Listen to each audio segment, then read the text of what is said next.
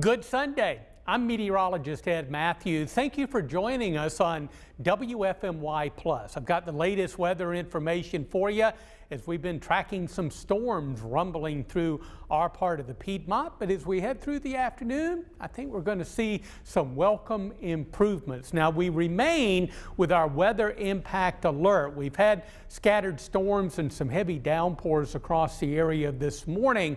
Things will be quieter in terms of severe threat as we head through the afternoon, but we're still going to have rather strong environmental winds that have already gusted to 40 miles per hour this morning, and we could continue to see those wind gusts as we head through the afternoon. So we couldn't rule out some power outages. There are power outages scattered about the area, but nothing really out of the ordinary so far. So severe storm threat is going to kind of wane.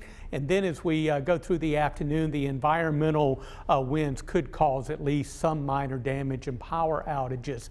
So this is the way things are shaping up. We've had the rain and storms this morning, and so far we've had some severe thunderstorm warnings in some of our southern areas.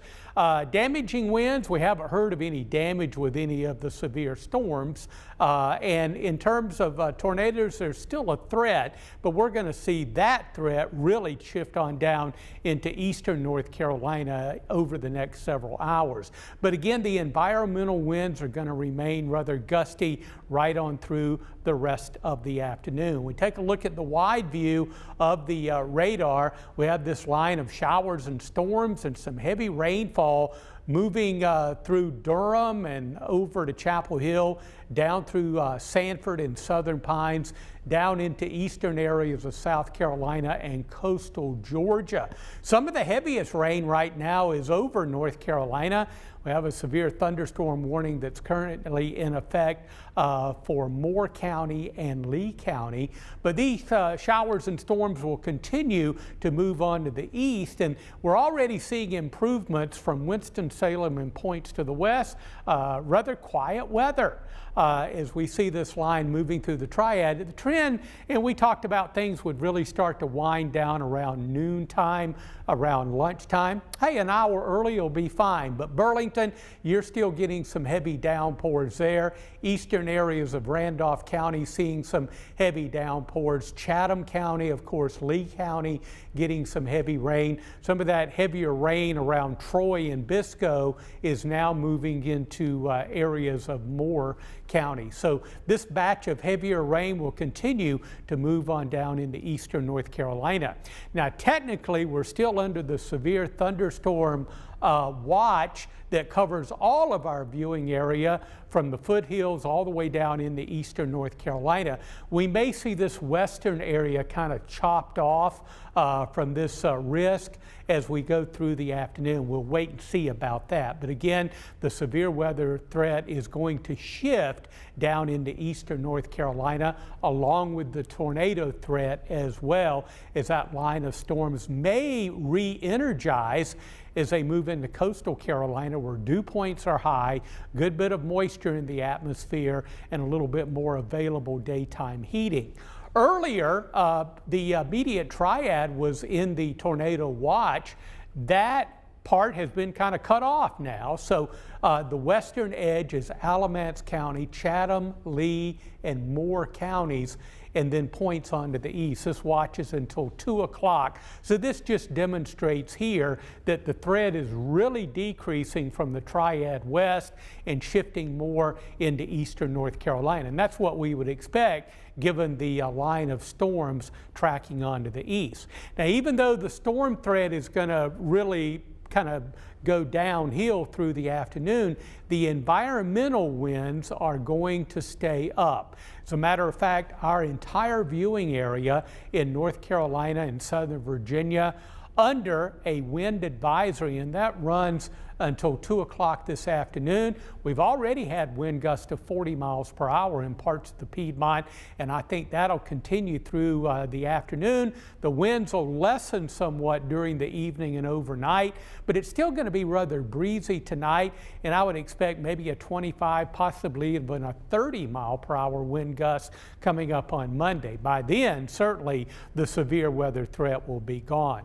The highest wind gusts that we've had so far since midnight, 40 mile per hour wind gust in Winston-Salem and a 39 mile per hour wind gust in Greensboro. But look out over the higher terrain of the Blue Ridge, where Boone today has had a 52 mile per hour wind gust and a 47 mile per hour wind gust over at Jefferson. Wilkesboro at 36. So those winds will stay up as we head through the afternoon. The most recent wind gust, still respectable, 33 mile per hour wind gust in Greensboro and a 32 mile per hour wind gust over at Reedsville, 37 over at Salisbury. So as we look at our forecast model, the rain and storms will continue to track on in to eastern North Carolina. So the threatening weather will be from Raleigh, Durham, southward down through the Sandhills and eventually into the Fayetteville and Fort Bragg area. Now what we'll be watching as we head through the afternoon, the cold front is still to our west.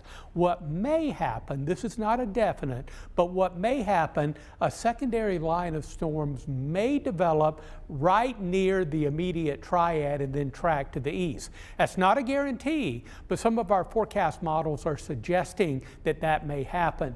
These would develop right along the cold front as it moves through the Triad.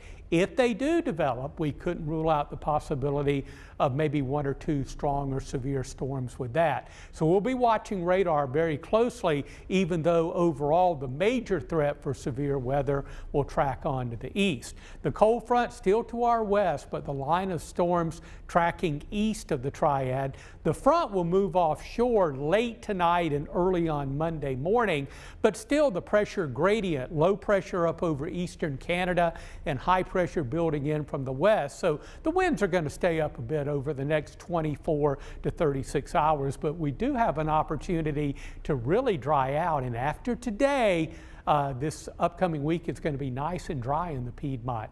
And you'll see that forecast, that 7-day, coming up in just a minute.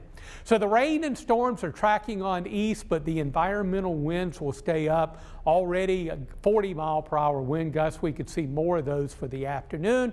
Temperatures, I think, in general, upper 60s to near 70. Mainly clear, still a bit breezy tonight. Lows will dip into the mid-40s, around 46. The week ahead looks quiet. It'll still be breezy on St. Patrick's Day and cooler, relatively speaking, to where we've been. We'll be up around 60, warming back into the low and even mid and upper 70s by Tuesday and Wednesday.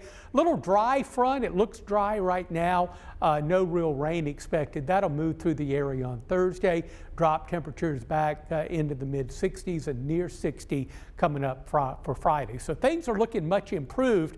I think we have gotten off the hook here really in the Piedmont in terms of widespread severe storms, considering that this system has a history of really dangerous and destructive tornadoes over the Plain States, deep south and into the Midwest. But we did have a few severe storms this morning, but things are going to improve as we head through the afternoon. Again, the winds are going to stay up, the environmental winds, so we'll keep an eye on those. Stay with us here at WFMY News 2 and WFMY Plus. We'll continue to keep you updated through the day. Have a great weekend.